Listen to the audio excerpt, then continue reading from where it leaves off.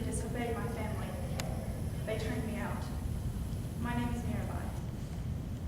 I wrote many songs and poems, which I've heard are renowned around India now, but I don't know, I care not. I was born in 1498 in a small village in Rajasthan. My father was a brave war hero, and I was raised by my mother and my grandfather. When I was about 4, my grandfather gave me this doll, Krishna. I loved this doll. I still do. I bathed it, sang to it, danced in front of it. And I loved this doll so much that I decided that I would devote my life to Krishna. You see, my family was of the Vaishnava influence anyway, so I was naturally predisposed to worship Krishna. And then when I was 5, I saw a wedding procession passing by my house, and I asked my mother who my bridegroom was to be, for the bridegroom was dressed beautifully. My mother said, "Dear, you need no husband. You are spiritually married to Krishna." I took this to heart, and I lived my life that way ever since. But then my mother died, and my grandfather married me off to a family that worshipped the god Durga. The man I married was also a war hero, which is why my grandfather felt that he would be able to give me a good life. However, I refused to worship the god Durga, which my husband's family took great offense.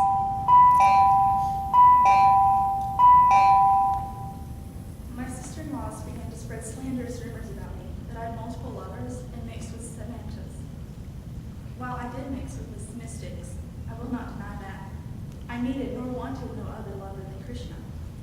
Not physically, of course. The spiritual I felt that he gave me no mortal could compete with. My family tried various ways to get me to convert to worshiping Durga.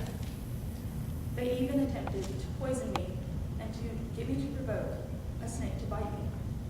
And then a much younger male relative of mine locked me in a room, dark, alone, with no one else, in an attempt to get me to convert.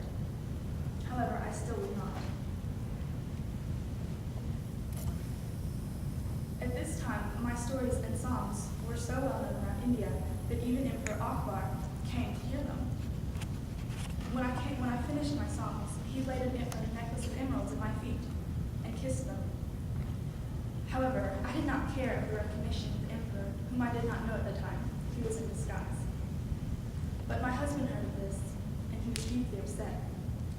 He was upset that I was besmirching the name and refusing to conform to his family. When he heard another rumor that I was in my room with a lover, he burst in, sword drawn, intent to kill me. However, I was alone in my room, praying to Krishna. I had no lovers. At this time, my husband decided that it would be just best if I left and never showed my face again. So he told me to proceed to the river to drown myself. Being an obedient wife, I proceeded. But then I heard a holy voice telling me, "No, go to Vrindavan. You will be able to further your inspiration there." And so that's where I'm going now.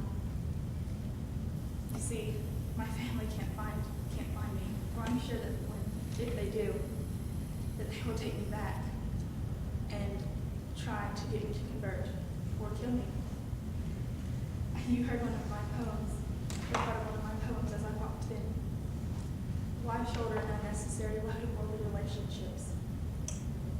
I feel that only the spiritual relationship matters, because God ordains your fate. Thy parents gave thee life in this world, but the Lord ordains thy fate. Did you hear footsteps? I really could not be found by my family. You see, it simply would not do for them to find me talking to strangers about my disobedience to them. They would find it they would be extremely angry. So I really must take my leave now. Goodbye.